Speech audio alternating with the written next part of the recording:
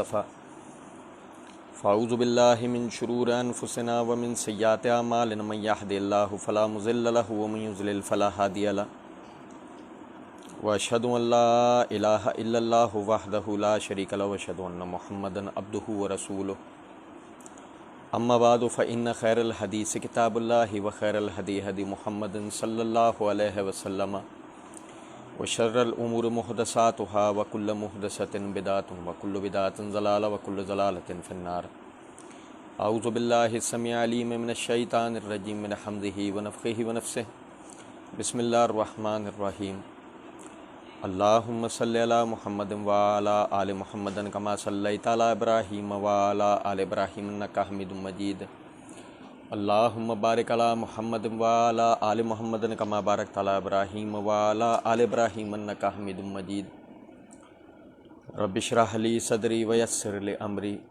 واحلل عقدۃ من لسانی یفقہوا قولی رب زدنی علما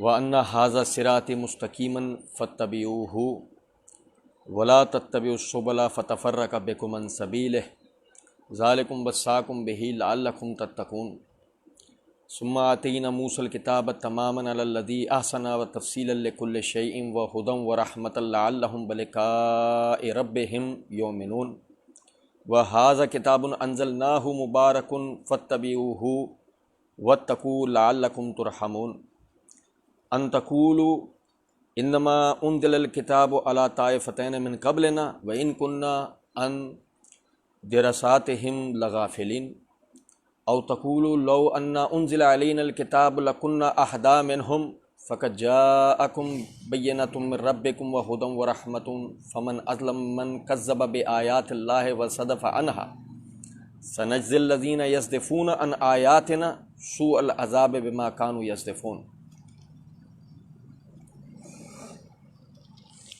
اللہ رب العزت کے فضل و کرم سے آیت نمبر 152 تک ہم نے پچھلے درس میں پڑھا تھا۔ آیت نمبر 153 سے آیت نمبر 157 تک آپ بھائیوں کے سامنے پڑھا ہے۔ ہم پڑھ رہے تھے کہ جب نبی صلی اللہ علیہ وسلم نے مشرکین کو اللہ رب العزت کے دین کی طرف دعوت دی، انہوں نے آپ کی دعوت سے جان چھڑانے کے لیے علماء یہود علماء نصارہ سے رجوع کیا، ان سے اعتراضات سیکھے اور آ کر نبی صلی اللہ علیہ وسلم پر وہ اعتراضات کیے۔ نبی صلی اللہ علیہ وسلم نے ان بدعات اور حرام کاموں کی طرف جو کہ مشرکین کے مذہب میں چل رہے تھے، آپ نے ان پر تنقید کی، جس سے دینی اور معاشرتی نقصانات تھے۔ تو ان لوگوں نے علماء یہود سے سیکھا اور آ کر اس کے اوپر اپنے گمان میں یہ بات کہی کہ ہم تو بالکل صحیح کر رہے ہیں۔ ایک طرف وہ لوگ کہ جو یہ جانتے تھے کہ بت پرستوں کے نظریات کسی بھی طرح صحیح نہیں ہیں، لیکن نبی صلی اللہ علیہ وسلم کے تعصب میں اب انہیں یہ بھی اپنے بھائی لگنے لگے، اور انہیں کہا کہ نہیں، جو کچھ تم کرتے آئے وہ بالکل صحیح ہے، کوئی مسئلہ نہیں، کرتے رہو۔ اب اس کے بعد نبی صلی اللہ علیہ وسلم کو اللہ رب العزت نے حکم دیا وہ چیزیں جس سے دینی اور معاشرتی خرابیاں ختم ہوتی ہیں، کہ آؤ میں تمہیں پڑھ کر سناتا ہوں وہ باتیں ہیں جو تمہارے رب نے تمہارے اوپر حرام کی ہیں۔ ابھی مکی دور ہے، ابھی جو احکامات نازل ہو رہے ہیں ان کا تعلق دین، اخلاقی اقدار اور معاشرت سے ہے۔ وہ احکامات کے جو مدینے کے اندر نازل ہوئے، مثال سود کا مسئلہ، یا مثال شراب کی حرمت کا مسئلہ، یا دیگر چیزیں، ان سے ابھی کوئی بحث نہیں ہے۔ آؤ میں تمہیں پڑھ کے سناتا ہوں وہ چیزیں جو اللہ نے تم پر حرام کی ہیں، کہ تم اس کے ساتھ کسی کو شریک نہیں کرو گے۔ یہ پہلی بنیادی بات۔ والدین کے ساتھ نیک سلوک کرو گے، اولاد کو غریبی کے ڈر سے قتل نہیں کرو گے، انہیں رزق اللہ نے دیا تمہیں بھی دے گا، بے حیائیوں کے قریب بھی نہیں جاؤ گے، جو کھلم کھلا بے حیائیاں ہیں ان کے قریب بھی نہیں، جن کے بے حیائی ہونے میں شک ہوتا ہے کہ پتہ نہیں یہ بے حیائی ہے بھی یا نہیں، ان کے بھی قریب نہیں جاؤ گے، کسی جان کو ناحق قتل نہیں کرو گے۔ یہ 4 باتیں ہونے کے بعد تاکید، پہلی تاکید ذالکم وصاکم بہ لعلکم تعقلون، یہ ہے وہ تاکیدی حرمت والے احکامات اللہ کی طرف سے تاکہ تم عقل حاصل کرو۔ پھر یتیم کے مال کے قریب بھی نہیں جاؤ گے سوائے اس کے کہ تمہارا جو نیت ہے، تمہارا جو طریقہ ہے وہ اصلاح کا ہو، ترقی کا ہو، یہاں تک کہ وہ یتیم اپنی جوانی کی پختگی کی عمر کو پہنچے۔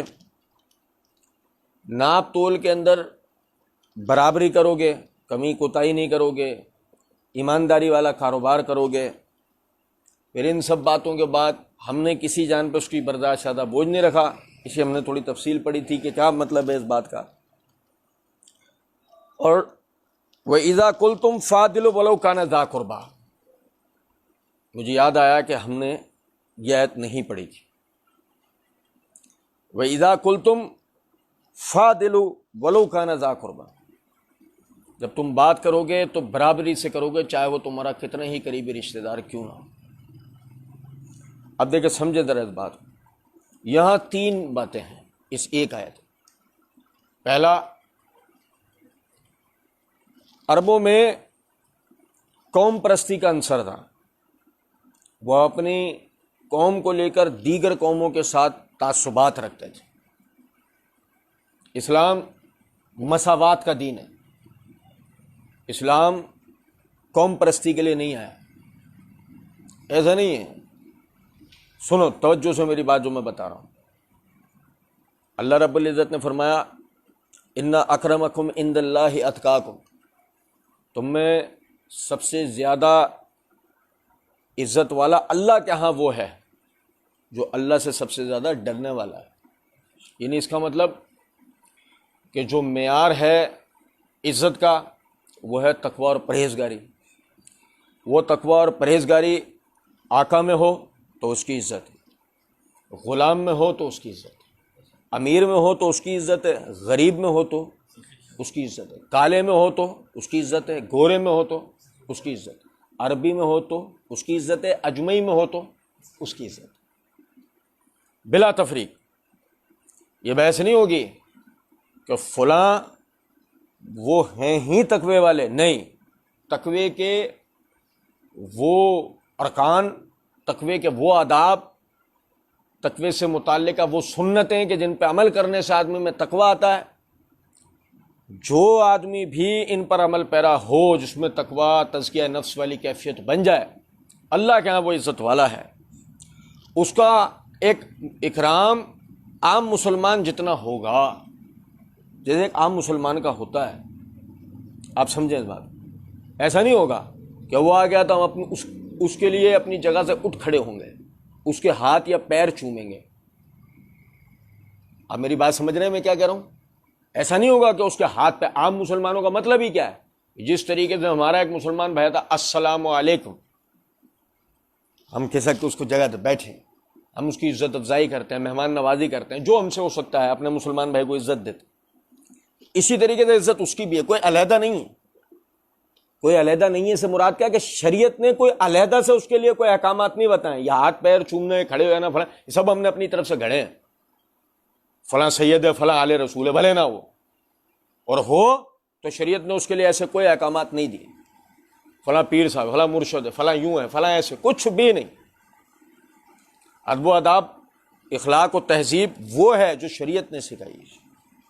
اپنی طرف سے جھوٹی عقیدتیں گھڑ لینا، جو اس کا قائل نہ ہو، اس کے اوپر کسی قسم کے حکم لگانا کہ یہ گستاخ ہے، یہ فلاں، یہ یوں ہے، یہ ذہنی بیماری ہے، یہ اندرونی گندگی ہے، یہ تفرقے بازی۔ یہ انشاءاللہ آگے آیت یہی ہے، اسی پہ توجہ دلا رہی ہے۔ تو پہلا تو یہ وَإِذَا قُلْتُمْ فَاعْدِلُوا وَلَوْ كَانَ ذَا قُرْبَىٰ، جب بات کرو گے تو برابری والی کرو گے، بھلے تمہارا کوئی قریبی رشتہ داری کیوں نہ ہو۔ کیا مطلب؟ تم میں کسی قسم کی قوم پرستی کی کیفیت نہیں ہونی چاہیے کہ میرے والے نے کیا ہے صحیح کیا ہے، سامنے والے نے کیا ہے غلط ہی کیا ہے۔ آپ میری بات سمجھ رہے ہیں؟ ان کے اندر قوم پرستی کی وجہ سے ایسا ہوتا کہ ان کی قوم کے آدمی نے غلط کیا ہے مگر وہ پھر بھی اس کا دفاع کرتے تھے، کیونکہ وہ کون ہے؟ ان کی قوم کا آدمی۔ اس لیے اللہ نے کہا بات کرو گے تو بلا تعصب کرو گے، ٹھیک ہے؟ اب دوسری بات سمجھیں، بہت سارے لوگ جو ہے نا اس آیت سے اپنے طور پہ ایک مطلب نکالتے ہیں۔ دیکھیں، سچ بولنا اور زہر اگلنے میں زمین آسمان کا فرق ہے۔ سچ بولنے میں اور منہ سے گوبر نکالنے میں زمین آسمان کا فرق ہے۔ ایک آدمی سچ بولتا ہے جس سے وہ کسی بھی چیز کی حقیقت کو واضح کرتا ہے، چاہے بھلے سامنے جو موجود شخص ہے اس کے مزاج کے وہ خلاف ہے، لیکن یہ بولتا ہے، سچ بولتا ہے، ٹھیک ہے؟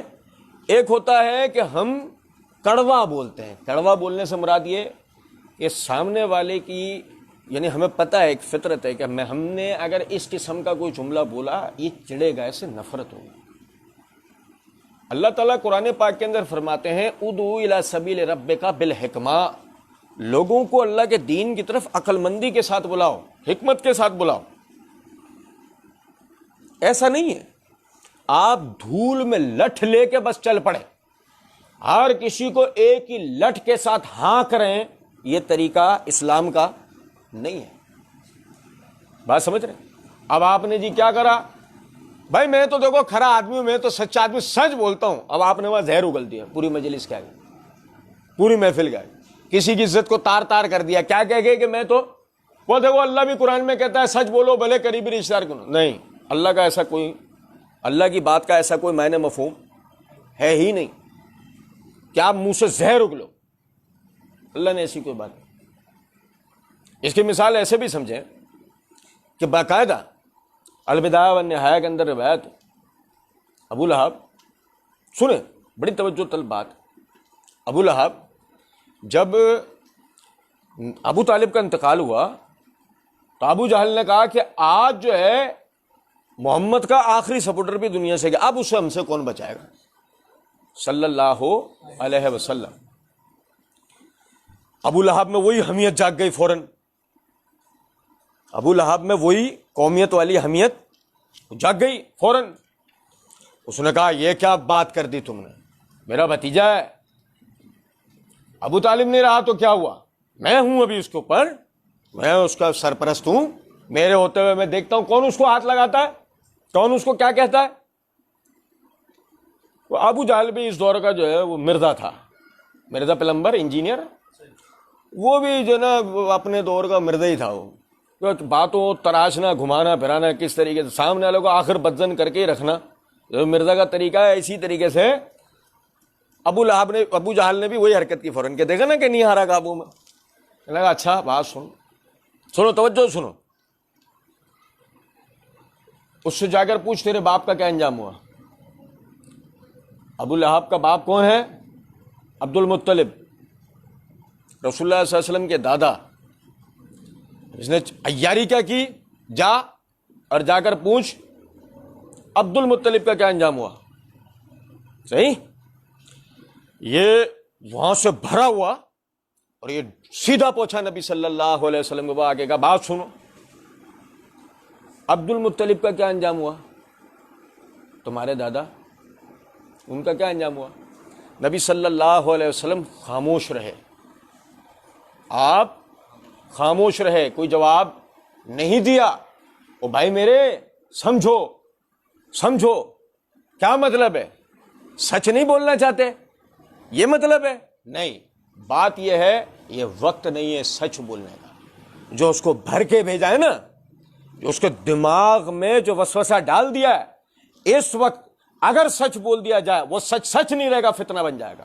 اور اللہ قرآن میں کہتا ہے الفتنۃ اشد من القتل، اگر قتل سے بھی زیادہ خطرناک کوئی چیز ہے تو وہ فتنہ ہے۔ نبی صلی اللہ علیہ وسلم خاموش رہے، وہ برابر سوال کرتا رہا، آپ صلی اللہ علیہ وسلم نے جواب نہیں دیا۔ ابو لہب کو اندازہ ہونے لگا. اس نے کہا چلو چھوڑو, وہ تو میرے والد تھے نا, چھوڑو. یہ بتاؤ ابو طالب کا کیا انجام ہوا؟ بھائی میرے توجہ سنیں. ابو طالب کا, اب تو رسول اللہ صلی اللہ علیہ وسلم نے اپنا چہرہ ہی جھکا لیا. کیوں؟ کہ سچ بولنا نہیں چاہتے؟ بھائی میرے, سچ بولنے کا مطلب یہ نہیں ہے کہ آپ منہ سے جہاں بھی دل کرے, جو وقت دیکھو, نہ ادب دیکھو, نہ طریقہ دیکھو, نہ سلیقہ دیکھو, بکواس کر دو اور کہو میں تو کھڑا آدمی ہوں, سچ بولتا ہوں. یہ کھڑا ہونا, یہ سچ بولنا نہیں ہے, یہ فتنہ کرنا ہے. بہرحال وَإِذَا قُلْتُمْ فَعْدِلُوا وَلَوْ كَانَ ذَا قُرْبَىٰ, جب بات کرو تو برابری کے ساتھ کرو, انصاف کے ساتھ کرو, بھلے تمہارا قریبی رشتہ. اب آ جائے تیسری بات کی طرف. مشہور حدیث ہے, ہم میں سے بچے کو الحمدللہ پتہ ہوتی ہے. ایک فاطمہ نامی خاتون, اس نے چوری کی مدینے میں ایک انصار میں سے یا مہاجرین میں سے کسی اور خاندان کی عورت فاطمہ نامی, اس نے چوری کی اور اس نے اپنی چوری یعنی اس کو پکڑی گئی اور اس نے اقرار بھی کر لیا. چوری کی سزا اسلام میں ہاتھ کاٹنا ہے. سنیں توجہ سے. اب اس کے جو لواحقین تھے, رشتہ دار تھے, انہیں وہی پس منظر ذہن میں وہی معاشرت کا سفارش یا رشوت. اپنے آدمی کو بچا لو سفارش کروا کے یا رشوت کے ذریعے. میں نے پچھلے درس میں آپ کو یاد ہوگا بتایا تھا, اسلام میں پیسے کی قدر اصولی طور پر نہیں ہے تو رشوت کا کوئی تصور بھی نہیں بچتا. اسلام میں شے کی اہمیت ہے تو رشوت کا تصور بھی شے میں ہوتا ہے. آپ میری بات سمجھ رہے ہیں؟ چلو یہ ابھی بحث کا نقطہ نہیں ہے. نبی صلی اللہ علیہ وسلم کو اس قبیلے کا سب سے معزز آدمی آ کے ملا, انہوں نے اس کو سمجھا کے بھیجا کہ جاؤ ہماری طرف سے سفارش کرو. یہ نہیں کہ معاف کر دیں, یہ کہ ہاتھ نہ کاٹیں, سزا جو دینی ہو, جو بھی ہم پر ڈیوز بنتے ہوں, جرمانہ بنتا ہو, ہم دینے کو تیار ہیں, ہاتھ نہ کاٹیں. جب نبی صلی اللہ علیہ وسلم تک یہ بات پہنچی, آپ غضبناک ہوئے, مسجد تشریف لائے, منبر پہ تشریف فرما ہوئے, اللہ کے حمد و ثنا بیان کیا. اس کے بعد فرمایا لوگوں تم میں سے بعض لوگ میرے پاس مجرموں کی سفارشیں لے کر آتے ہیں. یاد رکھو فاطمہ بنت محمد بھی چوری کرے رضی اللہ تعالی عنہا, وہ بھی اگر چوری کرے میں اس کا بھی ہاتھ کاٹ دوں گا. وَإِذَا قُلْتُمْ فَعْدِلُوا وَلَوْ كَانَ ذَا قُرْبَىٰ, جب تم بات کرو انصاف سے کرو, چاہے وہ تمہارا کتنا ہی قریبی رشتہ دار کیوں نہ ہو. یہ اس کا تیسرا مفہوم ہے کہ جو شخص ہمارا حکمران ہوتا ہے, جو شخص ہمارے اندر قانون دان ہوتا ہے, جو ہمارے شخص کا یعنی جرائم کو روکنے والے پولیس وغیرہ یا آرمی یا ادارے یا ججز یا جتنے بھی اس قسم کے لوگ ہیں, یہ ان کی ذمہ داری ہے کہ وہ فیصلہ کرنے سے پہلے یا نہ دیکھیں کہ یہ کون ہے, وہ یہ دیکھیں قانون میں اس پہ جرم کیا ثابت ہوتا ہے اور اس کے مطابق سزا اس کو کیا دینی چاہیے, اور سزا میں کسی قسم کا کوئی تعامل نہیں ہونا چاہیے. فرمایا وَبِعَهْدِ اللَّهِ أَوْفُوا, اور اللہ کے عہد کو سب سے پہلے پورا کرو. اللہ کے عہد کو, بات جہاں سے شروع ہوئی تھی بات آخرکار وہیں آ کر پہنچی کہ جو چیز سب سے پہلے تم پر حرام ہے وہ کیا ہے؟ اللہ تشرکوا بہ شیئا, اللہ کے ساتھ کسی کو شریک. میں نے وہاں بتائی تھی یہ بات, توجہ دلائی تھی. میرے بھائی جب تک آدمی کا عقیدہ صحیح نہ ہو اس وقت تک آدمی کی معاشرت صحیح نہیں ہو سکتی. سوال ہی نہیں پیدا ہوتا. کس سے ڈر کے, کس سے ڈر کے وہ اسلام کے اخلاق و آداب پر عمل کرے گا؟ کس سے ڈر کے؟ ظاہر ہے اگر وہ اللہ سے ڈرنے والا ہوگا, اللہ سے ڈر کے وہ ان سارے احکامات پر عمل کرے گا. ورنہ آپ بتاؤ نا, ہم ایک آزاد ملک کے اندر رہتے ہیں جہاں پر سزائیں بھی موجود ہیں, جہاں کورٹس بھی ہیں, تھانے میں سب کچھ ہے, لیکن کیا جرائم کرنے والے کسی کے ڈر کی وجہ سے جرائم کو چھوڑتے ہیں؟ کیا پتہ لگا؟ مسئلہ ہے عقیدہ، عقیدے کی بڑی اہمیت ہے. اگر آپ کا عقیدہ درست ہوگا آپ اللہ سے ڈرتے ہوئے تمام چیزوں کو جو اللہ کی ناراضگی والے ہیں ان کو ترک کر دو گے. پھر فرمایا ذالکم وصاکم بہ لعلکم تذکرون، پھر فرمایا لعلکم تاکلون، پھر فرمایا ذالکم وصاکم بہ لعلکم تذکرون. یہ ہیں وہ تاکیدی احکامات جو اللہ رب العزت نے تم پر منع کیے کہ یہ تمہیں کام نہیں کرنے، یہ کام کرنے، یہ تمہیں کام نہیں کرنے. لعلکم تذکرون، تاکہ تم نصیحت حاصل کرو، تاکہ تم نصیحت حاصل کرو. تم اگر یہ دیکھو نا، میں عموماً ایک بات کہا کرتا ہوں کہ ہر آدمی چاہتا ہے میں ایک کامیاب انسان والی زندگی بسر کروں. دیکھو کچھ چیزوں کا تعلق انفرادیت سے ہے، کچھ چیزوں کا تعلق اجتماعیت سے ہے. مانتا ہوں اس بات کو میں کہ اگر ہم دیکھیں کہ یہ آداب، یہ اخلاق، یہ تمیز، یہ تہذیب جو اسلام ہمیں سکھاتا ہے، اگر یہ سب میں نہ ہو تو جس بدلاؤ کی ہم بات کرتے ہیں، جس معاشرتی اچھائیوں خوبیوں کی ہم بات کرتے ہیں، وہ اتنی آرام سے نہیں آتا. لیکن سمجھیں ہر آدمی انفرادی طور پر بھی اللہ اور اس کے رسول صلی اللہ علیہ وسلم کے بتائے ہوئے احکامات پر عمل کرنا شروع کرے، اس کی زندگی جنت بن جاتی. تجربے میں بات، کوئی عقیدت والی بات نہیں ہے کہ آدمی محض عقیدت کے اندر بول رہا ہو، یہ تجربے میں بات. آپ بھی عمل کریں، آپ بھی تجربہ حاصل کریں. اس سے اندازہ ہوتا ہے کہ ہمارے رب نے ہمارے لیے جو نصیحتیں نازل کی، واقعی ان پر عمل کرنے کے نتیجے میں ہم دنیا میں بھی سرخرو ہوتے ہیں، آخرت میں بھی انشاءاللہ کامیاب ہوں. فرمایا وَأَنَّ هَٰذَا صِرَاطِي مُسْتَقِيمًا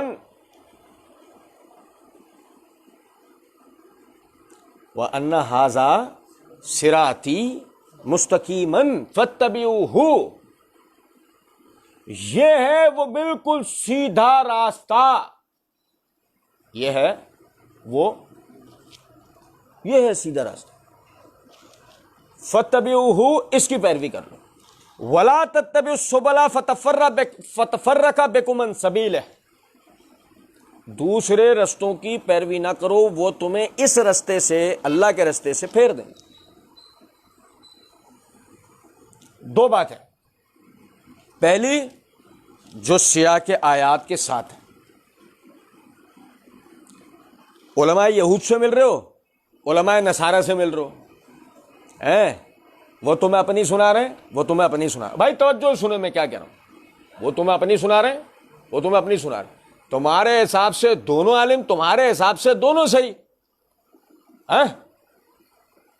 اور خود ان کے حساب سے وقالت الیہود لیست النصارى علی شیء وقالت النصارى لیست الیہود علی شیء. یہودی کہتے ہیں عیسائی کوئی چیز نہیں ہے، اور عیسائی کہتے ہیں یہودی کوئی چیز نہیں ہے. او بھائی میرے، تمہارے حساب سے تو اس سے جا کے پوچھ رہا ہے، اس سے جا کے سیکھ رہا ہے، اس سے اعتراضات سیکھ کے آ رہا ہے، اس سے اعتراضات سیکھ کے آ رہا ہے.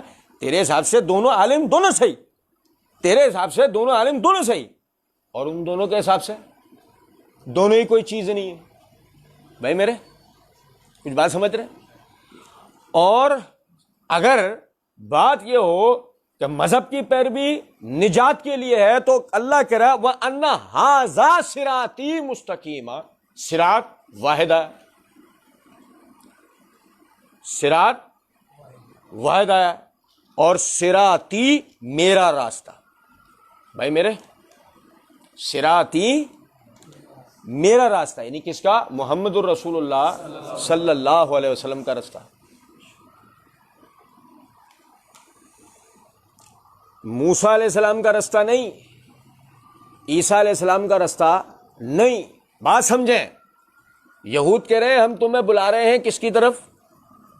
بھائی میرے میں کل جو ہے وہ اسرائیل کے ایک صحافی، جو کہ اسرائیل کا شام میں یا ایران میں وہ ہے، صحافی بول رہا ہوں، سفیر، نام ابھی زبان پہ میری نہیں آ رہا ہے، لوین کر کے ایسا کچھ کر کے نام ہے. تو اس کے میں ٹویٹر اکاؤنٹ کو دیکھ رہا تھا، تو اس نے ایک ٹویٹ کر رکھی تھی. اس ٹویٹ کا صرف ایک جملہ آپ کو بتا رہا ہوں، ایک جملہ. وہ ٹویٹس کرتا ہے عربی میں یا پھر ان کی جو زبان ہے نا سریانی، اس میں کرتا ہے. صرف ایک جملہ آپ کو بتا رہا ہوں اس کی ٹویٹ کا. کہتا ہے قسم اس رب کی جس نے موسیٰ کو حق کے ساتھ بھیجا. بھائی میرے آپ توجہ کریں, قسم اس رب کی جس نے موسیٰ کو حق کے ساتھ بھیجا. دیکھو وہ دعوت, وہ جو بلا رہے ہیں اپنے حساب سے, وہ جو بلا رہے ہیں آپ کو, وہ موسیٰ علیہ السلام کی شریعت دین کی طرف دعوت دے رہے ہیں. وہ کہتے ہیں ہم موسیٰ علیہ السلام کے امتی ہیں, اور قسم کھا رہا ہے تو کیسے کھا رہا ہے؟ جیسے ابو بکر و عمر قسم کھایا کرتے تھے, جیسے عثمان و علی قسم کھایا کرتے تھے, جیسے صحابہ ابو ہریرہ انس بن مالک قسم کھایا کرتے کہ رسول اللہ صلی اللہ علیہ وسلم کو مخاطب ہوتے نا کسی بات کی تاکیدی یقین دہانی کرانے کے لیے, قسم اس رب کی جس نے آپ کو حق کے ساتھ بھیجا, ایسے مخاطب ہوتے تھے نبی صلی اللہ علیہ وسلم. اس کی عیاری اور چلاکی دیکھو, وہ ہم سے مخاطب ہے اور ہم سے ہمارے طریقے سے, مگر دعوت اپنی پیش کرا. کیا قسم اس رب کی جس نے موسیٰ کو حق کے ساتھ بھیجا. اللہ کی قسم یہ آیتیں ہم پڑھ رہے ہیں, یہ آیتیں بتا بھی یہی رہی ہیں, لیکن ایک بڑا غور طلب ہوتا ہے. آپ دیکھیں ذرا, اللہ کہہ رہا ہے وَأَنَّ هَذَا صِرَاطِي مُسْتَقِيمًا, آپ کہیں کہ یہ میرا رستہ ہی سیدھا رستہ ہے, فَاتَّبِعُوهُ, اس کی پیروی کر لو. یہودی کہتے ہیں ہم موسیٰ علیہ السلام کی دعوت دے رہے ہیں, عیسائی کہتے ہیں ہم عیسیٰ علیہ السلام کی دعوت دے رہے ہیں. دونوں کا ایک طریقہ ایک رستہ ہی ہے نا, دونوں کا ایک طریقہ ایک رستہ ہی ہے نا, تو وہ ایک نہیں ہے. دونوں کا ایک ایک مل کے کتنے ہوئے؟ وہ دو ہیں. نہیں سمجھے؟ دو صحیح نہیں ہوتے, دو غلط نہیں ہوتے. ایک صحیح ہوتا ہے, ایک غلط ہوتا ہے. اب میری بات سمجھ رہے ہیں؟ تو دونوں میں سے صحیح کون سا ہے فیصلہ کون کرے گا؟ آپ, وہ, یا وہ الہام جس کے ماننے دعوے کرنے کے نتیجے میں وہ کہتے ہیں ہم حق پر ہیں. کون کرے گا فیصلہ؟ الہام کرے گا نا, اللہ کرے گا نا فیصلہ, اللہ کی کتاب کرے گی نا فیصلہ. بھائی میرے ایسے ہی ہے, سمجھو. تو آگے اللہ کیا کہتا ہے وَهَذَا كِتَابٌ أَنزَلْنَاهُ مُبَارَكٌ فَاتَّبِعُوهُ وَاتَّقُوا لَعَلَّكُمْ تُرْحَمُونَ. آیت آگے ہے, لیکن اس آیت کے پہلے معنی کو سمجھانے کے لیے میں نے آیت پڑھی ہے وَإِنَّ هَذَا صِرَاطِي مُسْتَقِيمًا فَاتَّبِعُوهُ, یہ ہے میرا سیدھا رستہ, اس کی پیروی کرو. تو وہ کیا ہے؟ اس سیدھے رستے کی طرف دعوت کس چیز سے؟ وَهَذَا كِتَابٌ أَنزَلْنَاهُ مُبَارَكٌ, یہ ہے وہ قرآن, وہ برکت والی کتاب جو ہم نے اتاری. فَاتَّبِعُوهُ, اس کی پیروی کرو. لَعَلَّكُمْ تُرْحَمُونَ, تاکہ تم پر رحم کیا جائے. یہ آپ سمجھ رہے ہیں بات کو؟ وَأَنَّ هَذَا صِرَاطِي مُسْتَقِيمًا میں جو کتاب ہے, جس کتاب کی دعوت ہے, سب سے پہلی بنیادی چیز تو وہی ہے نا, وَأَنَّ هَذَا صِرَاطِي مُسْتَقِيمًا, میرا رستہ. تو میرے رستے میں کس کا رستہ؟ میں عموماً نہیں بتایا کرتا ہوں حدیث پھر قرآن میں جو دلائل دین بیان کرنے میں بعض مرتبہ درسوں وغیرہ کے دوران جب جملہ بولتا ہوں کہ پہلے حدیث ہے پھر قرآن, میں بولتا ہوں بھائی ناراض ہو رہے ہوتے ہیں بعض, کہتے ہیں کہ یار دیکھو ترتیب میں پہلے تو قرآن ہوتا ہے پھر حدیث ہوتی ہے. آپ دیکھ لو, میں بارہا بتاتا ہوں کہ اللہ نے قرآن میں یہ ترتیب رکھی ہی نہیں ہے. اللہ نے قرآن میں ترتیب یہ رکھی ہے کہ پہلے رسول پر ایمان لانے کے نتیجے میں اللہ کی کتاب پہ ایمان لایا جا سکتا ہے, ورنہ اللہ کی کتاب پہ ایمان رسول کو چھوڑ کے کیسے ایمان لاؤ؟ تم کو الگ سے کوئی جبرائیل دے کے گیا کیا؟ بھائی میرے, تو پہلے رسول پہ ایمان ہوتا ہے, پھر اللہ کی کتاب پہ ایمان ہو سکتا ہے نا. سمجھ رہے ہیں؟ یہاں بھی دیکھ لو, پہلے بات کس کی آئی؟ وَأَنَّ هَذَا صِرَاطِي مُسْتَقِيمًا, آپ ان کو کہیے یہ میرا جو رستہ ہے یہ سیدھا رستہ, اس کی پیروی کرو. رستہ کس کا؟ رسول کا. کتاب کون سی؟ قرآن. رستہ رسول کا, کتاب قرآن. یہاں تک یہ پہلے معنی کلیئر. وَلَا تَتَّبِعُوا السُّبُلَ فَتَفَرَّقَ بِكُمْ عَنْ سَبِيلِهِ, اور رستوں کی پیروی نہ کرو, اور رستوں کی پیروی نہ کرو. فَتَفَرَّقَ بِكُمْ عَنْ سَبِيلِهِ, وہ تمہیں ہٹا دیں گے, جدا کر دیں گے. کس سے؟ اللہ کے رستے سے, رسول کے رستے سے. اب توجہ کریں, وہ جو الگ رستے تھے سیاق کے اعتبار سے, وہ کون لوگ ہیں؟ اہل مذہب, اہل کتاب, یہودی, عیسائی. موسیٰ علیہ السلام کی پیروی کے دعوے دار، عیسیٰ علیہ السلام کی پیروی کے دعوے دار. بھائی میرے بات میری سمجھ رہے ہیں؟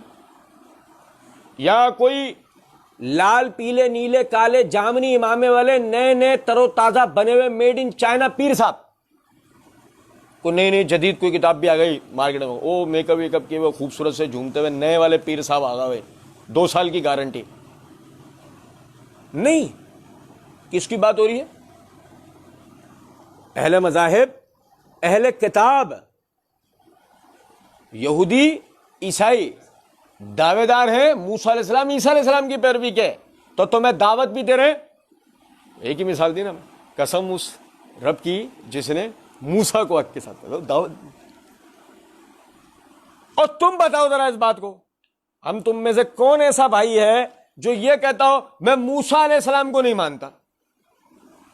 میں آپ کو سچ بات بتا رہا ہوں، سنو توجہ سنو میری بات. میں اگر مثال کے طور پر آپ کے پیر صاحب کے لیے کہہ دوں میں انہیں نہیں مانتا،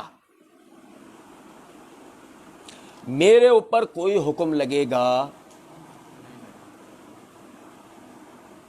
میرے اوپر کوئی حکم نہیں لگے گا، کسی بھی قسم کا میرے اوپر حکم نہیں لگے گا، سوائے اس کے میں کوئی فاسق فاجر قسم کا ملحد قسم کا آدمی ہوں، پھر میں کہوں تو پھر میرے کہنے کا مطلب کچھ اور ہوگا. لیکن اگر میں قرآن اور سنت کا پیروکار ہوتے ہوئے، شریعت پہ سنت کے مطابق عمل کرتے ہوئے میں کہہ دوں یہ آپ کے یہ جو پیر صاحب ہیں میں ان کی پیری مریدی کو تسلیم نہیں کرتا، تو جب میں کہوں میں ان کی پیری مریدی کو تسلیم نہیں کرتا، یقین کریں میرے اوپر کوئی حکم کوئی لگانے والا ہی پیدا نہیں ہوا. یاد آئی اس کی کیا حیثیت ہے؟ لیکن اگر بھولے سے بھی کوئی مذاق میں یہ جملہ کہہ دے ہم میں سے میں موسیٰ علیہ السلام کو نہیں مانتا، کافر ہو جائے گا. میں عیسیٰ علیہ السلام کو نہیں مانتا، کافر ہو جائے گا. جرت سے بنیت کہہ دے میں موسیٰ علیہ السلام یا عیسیٰ علیہ السلام کو نہیں مانتا، وہ کیونکہ اس کی وجہ یہ ہے سورہ بقرہ میں ہمارے ایمانیات میں ہمیں سمجھایا گیا ہے نا کہ رسول اللہ صلی اللہ علیہ وسلم ہوں یا آپ سے پہلے جتنے انبیاء کرام علیہم الصلوۃ گزرے، ہم ان سب کے اوپر ایمان رکھتے ہیں، ان میں سے کسی میں ان کے شرف فضیلت مرتبے مقام رتبے میں تفریق کرتے نہیں. موسیٰ علیہ السلام کو بھی اسی طرح مانتے ہیں جیسے کہ ان کی شان کے لائق ہے، عیسیٰ علیہ السلام کو بھی اسی طرح مانتے ہیں جیسے کہ ان کی شان کے لائق ہے، جو اللہ اور اس کے رسول نے ہمیں بتایا اس طرح مانتے ہیں. بھائی میرے اب میری بات سمجھ رہے ہیں؟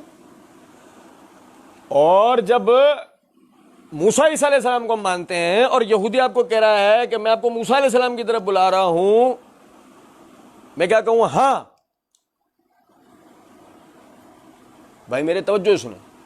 ایک قادری چشتی سہروردی یا کسی بھی فرقے سے، کسی بھی حنفی شافعی مالکی حنبلی، کسی بھی امام یا کسی بھی پیر کا پیروکار اور دوسروں کو اس کی طرف دعوت دینے والا اور یہ سمجھنے والا کہ ان کی پیروی میں نجات ہے، اور یہ سمجھنے والا کہ جو ان کی پیروی نہیں کرتا وہ فاسق فاجر بدعتی یا وہ گمراہ یا وہ گستاخ اولیاء یا فلاں یا کچھ بھی ہے وہ، اور وہ جنت میں نہیں جائے گا اور فلاں جتنی بھی باتیں آپ سمجھیں ذرا اس بات کو. اگر میں دھڑلے سے کہہ دوں میں ان کو نہیں مانتا ہوں، آپ کے پیر صاحب کو مجھ پہ کوئی حکم لگے گا نہیں. لیکن موسیٰ عیسیٰ کے لیے کہہ دوں تو مجھ پر فوراً کفر کا حکم لگے گا. اب ایک یہودی آپ کو کہہ رہا ہے آؤ میں تمہیں انہی کی طرف دعوت دے رہا ہوں، تو میرا جواب کیا ہوگا؟ میں ایک خود ساختہ کھارا در میں پیدا ہوئے پیر صاحب کی بیعت لیتے ہوئے یہ کہہ رہا ہوں کہ ان کی بیعت گویا غوث پاک کی بیعت ہے کہ میں ان کی بیعت کر کے سیدھا جنت میں جا رہا ہوں. اور دوسری طرف جب وہ یہودی مجھے کہہ رہا ہے میں تجھے موسیٰ علیہ السلام کی طرف دعوت دے رہا ہوں، ایک عیسائی کہہ رہا ہے میں تجھے عیسیٰ علیہ السلام کی طرف دعوت دے رہا ہوں، میں جا رہا. میں کیوں نہیں جا رہا؟ میں اس لیے نہیں جا رہا کہ نبی صلی اللہ علیہ وسلم کے آ جانے کے بعد ان کی تعلیمات منسوخ ہو گئی. موسیٰ علیہ السلام اور عیسیٰ علیہ السلام کی تعلیمات، جیسے کہ عیسیٰ علیہ السلام کے آ جانے کے بعد موسیٰ علیہ السلام کی تعلیمات ویسے تو منسوخ ہو گئی تھیں، موجودہ انجیل نہیں مانتی اس بات کو، موجودہ انجیل نہیں مانتی اس بات کو. بہرحال عیسیٰ علیہ السلام کے بعد محمد صلی اللہ علیہ وسلم آ گئے. محمد صلی اللہ علیہ وسلم کے آ جانے کے بعد پچھلی شریعتیں تمام منسوخ، نبیوں کی نبوت اپنی جگہ، ان پر اتری ہوئی کتابوں کی جو اللہ کی طرف سے نازل ہونا ہے یہ اہمیت، یہ مرتبہ اور شان اپنی جگہ، لیکن آپ نہ تو ان کے ہاتھ میں ہاتھ دو گے، نہ آپ ان کتابوں پر یعنی کہ عمل کرو گے۔ ایمان لانا تو فرض ہے نا ان کتابوں پہ، آپ ان پر عمل نہیں کرو گے، نہ آپ توریت پہ کرو گے نہ آپ انجیل پہ کرو گے۔ قادری، چشتی، سہروردی، بھائی میرے حنفی، شافعی، مالکی، حنبلی، بھائی اثنا عشری، بھائی داؤدی، بھائی آغا خانی، بھائی کوئی بھی بھائی ان کتابوں پر عمل کرتا ہے نہیں کرتا، جبکہ یہ الہامی کتابیں تھیں، الہامی کتابیں ہونے کے باوجود بھی وہ ان پر عمل نہیں کرتے۔ تو بتاؤ مجھے ایک بات کہ جو بعد میں خود ساختہ پیر اور امام بن گئے، جو بعد میں لوگوں نے ان کو پیر اور امام بنا لیا، بعد میں جو کتابیں بن گئے، بعد میں جو درسی نصابی کتابیں بن گئیں، ان کو پڑھا سیکھا جا رہا، ان کی طرف لوگوں کو دعوت دی جا رہی، ان کو نہ ماننے کے نتیجے میں لوگوں کو گمراہ، تفرقہ باز اور پتہ نہیں کیا کیا تمغوں سے نوازا جا رہا ہے۔ میری بات آپ سمجھیں، اللہ رب العزت نے فرمایا وَأَنَّ هَٰذَا صِرَاطِي مُسْتَقِيمًا فَاتَّبِعُوهُ وَلَا تَتَّبِعُوا السُّبُلَ فَتَفَرَّقَ بِكُمْ عَن سَبِيلِهِ۔ آپ کہیں میرا رستہ سیدھا رستہ ہے، اس کی پیروی کر لو، اس کے علاوہ کسی اور رستوں کی پیروی نہ کرنا، وہ تمہیں میرے رستے سے، موسیٰ اور عیسیٰ کے طریقے کی پیروی نہیں ہے، ان کی کیسے ہوگی؟ موسیٰ اور عیسیٰ کی کتابوں پہ عمل نہیں ہو رہا تو ان کی کتابوں کو سر پہ اٹھا یا سینے سے لگا کیسے پھریں گے؟ وہ ھذا کتاب انزلناہ مبارک فاتبعوہ، یہ برکت والی کتاب تم پر نازل کی گئی ہے، اس کی پیروی کرو، پیروی رسول کی، پیروی اللہ کی کتاب کی۔ سمجھ گئے؟ اب آ جاؤ تیسری بات کی طرف، ورنہ ھذا صراطی مستقیما فاتبعوہ، یہ میرا سیدھا رستہ ہے، اس کی پیروی کر لو، ولا تتبعوا السبل فتفرق بکم عن سبیلہ، ذالکم وصاکم بہ لعلکم تتقون۔ اللہ کہتا ہے یہ ہے وہ تاکیدی احکامات، لعلکم تتقون، تاکہ تم پرہیزگار بنو۔ یہیں سے بات شروع ہوئی تھی، پرہیزگاری کہ کیسے ہوتی ہے، پہچان آپس میں کیسے ہوتی ہے کہ یہ عزت والا آدمی ہے، وہ بھی اللہ کے ہاں جو پرہیزگاری اور تقوی والا ہے۔ ذات پات، رنگ و حسب و نسب، مال و دولت سے کسی کی عزت میں کوئی فرق اسلام میں نہیں ہے، اسٹیٹس نہیں ہے اسلام میں، اسلام میں کسی بھی قسم کے اسٹیٹس نہیں ہے، اسلام میں کسی بھی قسم کی طبقاتی تقسیم نہیں ہے، اسلام میں کسی بھی قسم کی فرقہ واریت نہیں ہے۔ حقیقی مساوات کا اگر کوئی دین ہے تو وہ کون ہے؟ کون سا ہے؟ اسلام۔ سنی شیعہ نہیں ہے، یہی ہے، یہ میرا سیدھا رستہ ہے، اس کے علاوہ پھر سب تفرقہ اس رستے سے ہٹانا۔ سنی شیعہ نہیں ہے، آپ سمجھ لو، سید اور غیر سید نہیں ہے، یہ آپ سمجھ لو۔ کوئی عقیدت کی قوم، دنیاوی قوم پرستی ہوگی نہیں تو عقیدت کی قوم پرستی کہاں سے ہو جائے گی؟ بھائی میرے لو جی، ویسے مولوی صاحب پڑھ پڑھ کے سنا رہے ہیں کہ حجۃ الوداع کے خطبے میں فرمایا کہ آج کے بعد کسی عربی کو کسی اجمی پہ، کسی اجمی کو کسی عربی کو فوقیت دے، وہ سامنے سے وہ چلتا اور جھک کے ان کے پیر چوم رہا، ہاتھ چوم رہا، وہ سید صاحب آ گیا۔ بھائی سید صاحب کا ابھی تو نے سنا کسی عربی کو کسی اجمی پہ، کسی اجمی کو کسی عربی کو، کوئی فوقیت نہیں ہے، پھر کہے کے لیے تو ہاتھ پیر چوم رہا ہے؟ بھائی میرے عمر نے تو وہ صحابی ابو ذر غفاری رضی اللہ تعالیٰ عنہ نے تو بلال رضی اللہ تعالیٰ عنہ کے پیروں میں مٹی میں، یعنی پیر یہ آئے باہر نکل کے گھر سے، یہاں مٹی میں، ادھر نیچے مٹی میں اپنا ایسے منہ رکھ کے کہا اس پہ پیر رکھ، اس پہ پیر رکھ کے جب تک تو مجھے معاف نہیں کرے گا اس وقت تک میں یہاں سے نہیں جاؤں گا۔ ابو ذر غفاری خالصتاً عرب، قریش میں سے، اور بلال عرب بھی نہیں، غیر عربی، حبشی، اسٹیٹس میں پہلے تو قومیت میں ہے اور اسٹیٹس میں غلام، یہ اسٹیٹس میں سردار تاجر، لیکن منہ اپنا رکھا ریت میں ان کے پیروں میں جو ریت پڑے وہاں منہ رکھا، کہا میرے منہ پہ پیر رکھ کر تو جب تک مجھے معاف نہیں کرے گا اس وقت تک میں یہاں سے اٹھوں گا۔ کوئی سید اور غیر سید کا جھگڑا نہیں ہے۔ ایک آدمی رسول اللہ صلی اللہ علیہ وسلم کے گھرانے سے تعلق رکھتا ہے، اس میں تقوی پرہیزگاری ہے، وہ ہمارے ہاں ایک تقوی والی حیثیت سے پہچانا جائے گا، ورنہ رسول اللہ صلی اللہ علیہ وسلم کے گھرانے میں ابو لہب بھی تھا۔ اللہ کیا کہتا ہے؟ تبت یدا ابی لہب وتب ما اغنی عنہ مالہ وما کسب۔ ہم نے ابو لہب کے دونوں ہاتھ توڑ دیے، نہ اس کا مال اس کے کام آ سکا نہ اس کی اولاد اس کے کام آ سکا۔ کون ہے؟ سگا چچا۔ حسب و نسب کی وجہ سے کسی کو بھی کوئی فضیلت ملے گی؟ کسی کو بھی نہیں۔ اس دین کے اندر ہمیشہ لوگوں کو فضیلت اگر ملے گی ایمان لانے پہ، وہ بھی رسول اللہ صلی اللہ علیہ وسلم کے بتائے ہوئے طریقے پہ ایمان لانے پہ، اور رسول اللہ صلی اللہ علیہ وسلم کے بتائے ہوئے طریقے پہ عمل کرنے کے نتیجے میں فضیلت ملے گی، جیسے کہ حضرات اہل بیت کو ملی جو حقیقت میں ایمان لائے، جنہوں نے نیک اعمال کیے، حضرات صحابہ کرام کو ملی جو ایمان لائے اور نیک اعمال کیے، حضرات تابعین کو ملی جو ایمان لائے انہوں نے نیک اعمال کیے۔ ورنہ ابن سبا بھی تو تابعین میں سے تھا، عبداللہ بن سبا کن میں سے تھا؟ وہ بھی تو تابعین میں گنا جاتا ہے، لیکن کافر، دجال، دھوکے باز ایک نمبر کا۔ اسی لیے کسی کے یعنی فلاں خاندان فلاں نہیں، اس سے کوئی فضیلت نہیں، فلاں بڑا امیر آدمی ہے، اس سے کوئی فضیلت نہیں۔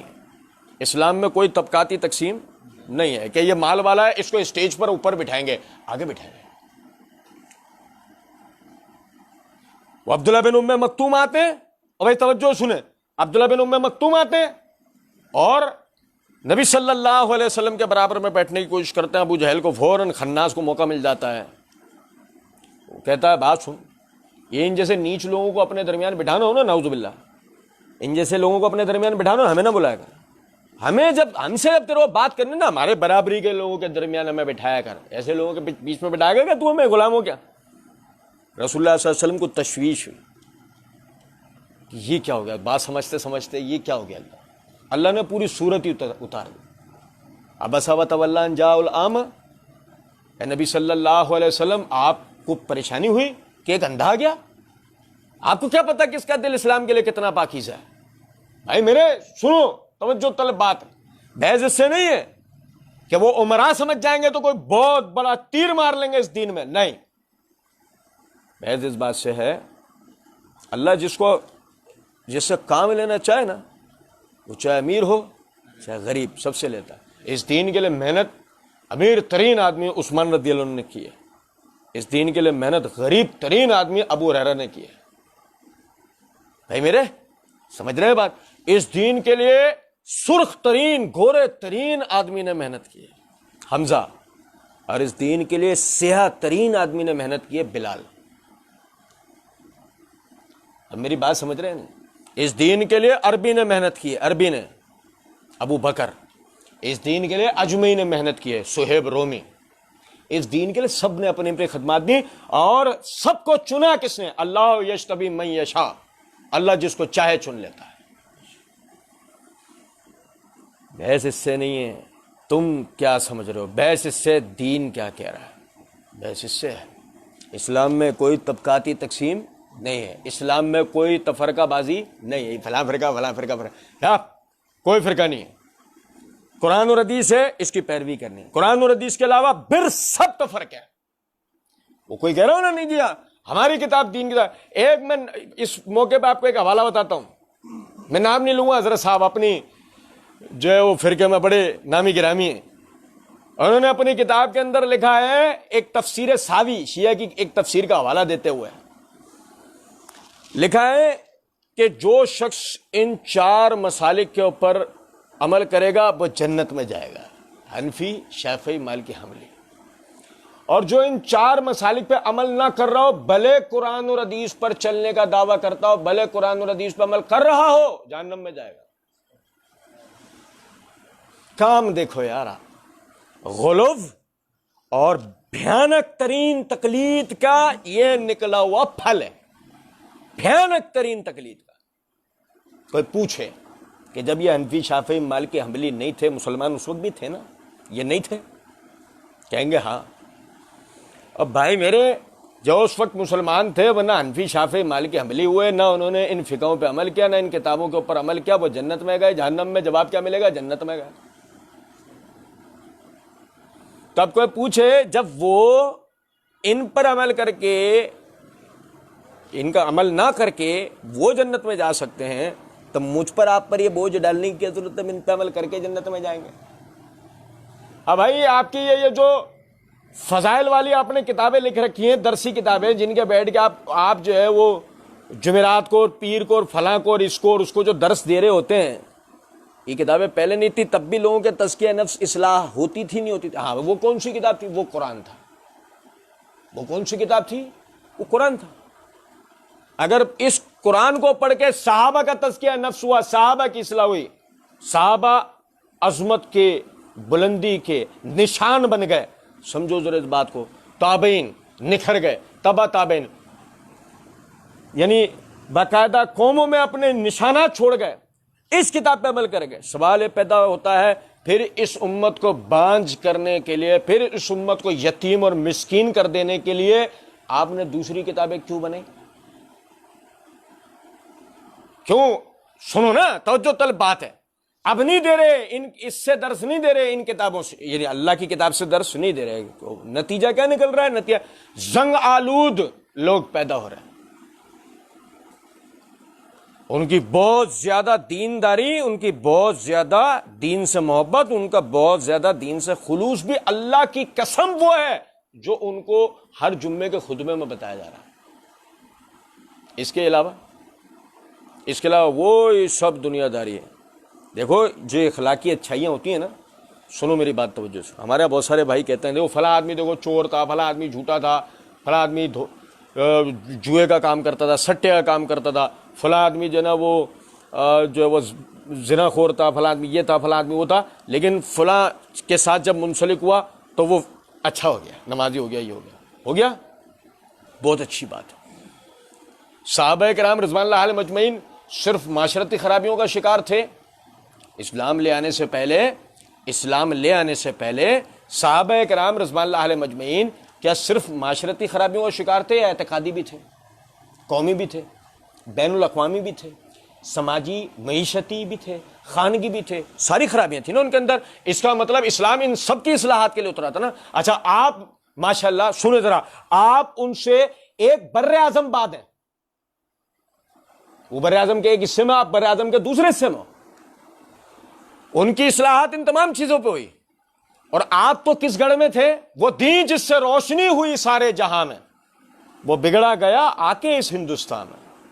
آپ تو دنیا کے اس خطے میں آ کے پڑے ہو جس کے لیے شاعر نے یہ کہا کہ وہ دین جس سے پورے جہاں میں روشنی ہوئی، اس میں اگر کہیں بگاڑ بھی سب سے پہلے ہوا ہے تو اسی علاقے میں ہوا ہے سب سے پہلے۔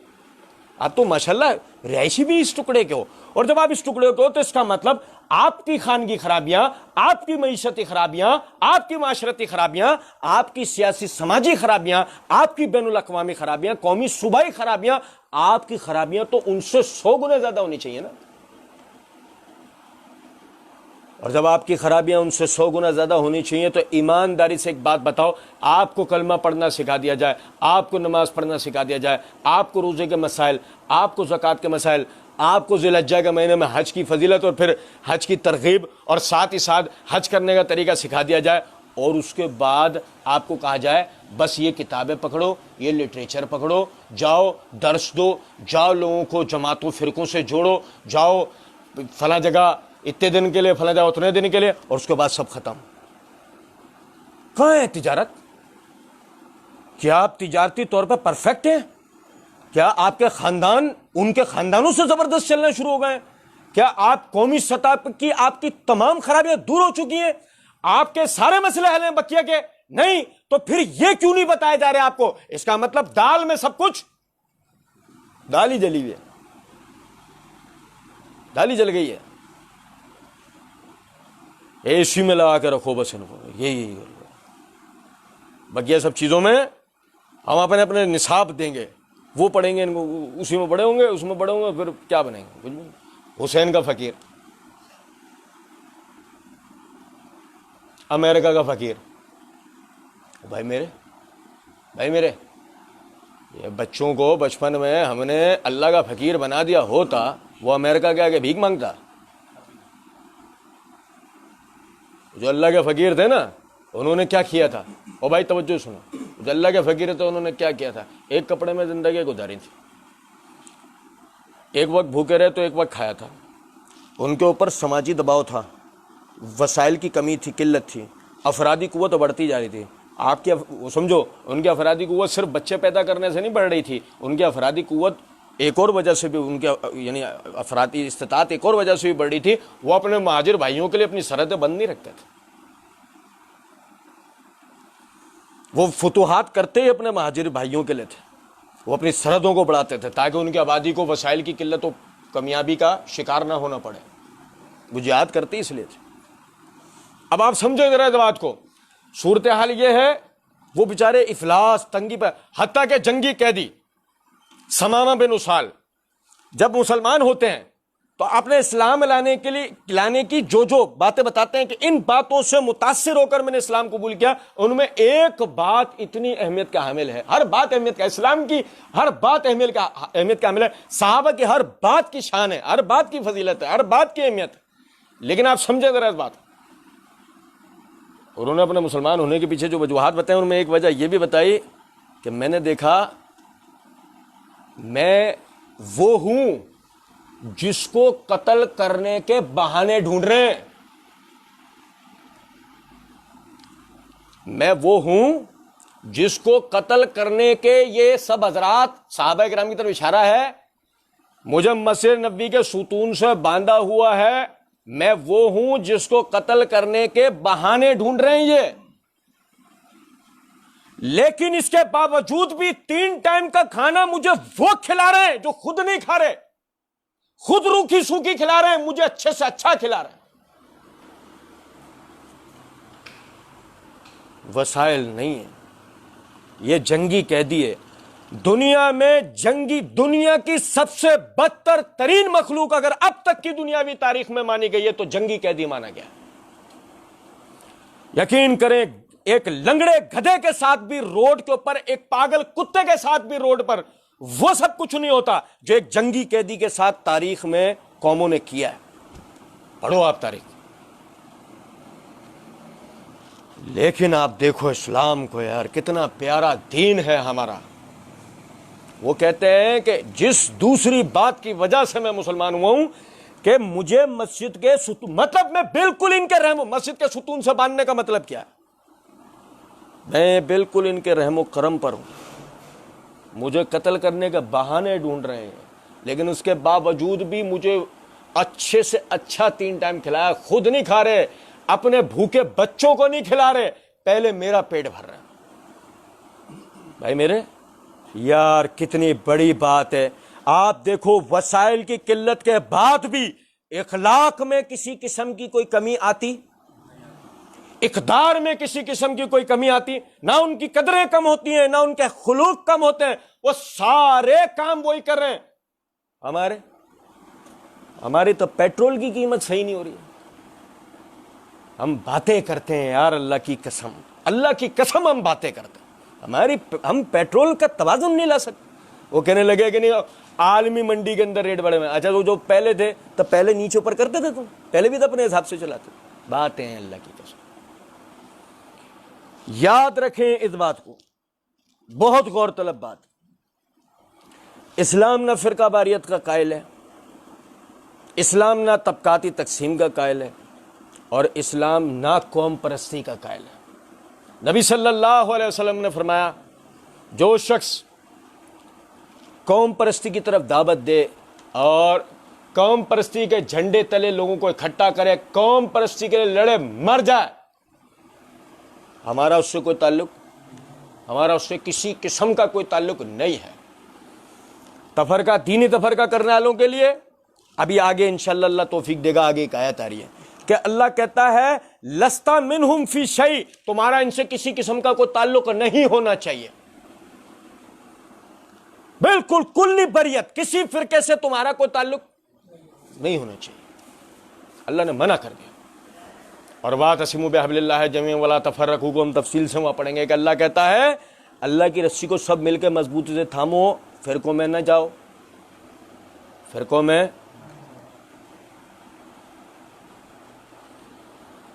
کہ اگر تم نے ایسا کیا فتفرق بکم عن سبیلہ، یہ تمہیں ایک اسلام سے بھٹکائیں گی. یہ تمام چیزیں، یہ طبقاتی تقسیم، یہ قوم پرستی، یہ فرقہ واریت، یہ تمہیں ایک اسلام پہ بچا نہیں رہنے دیں گے. ذالکم وصاکم بہ لعلکم تتقون.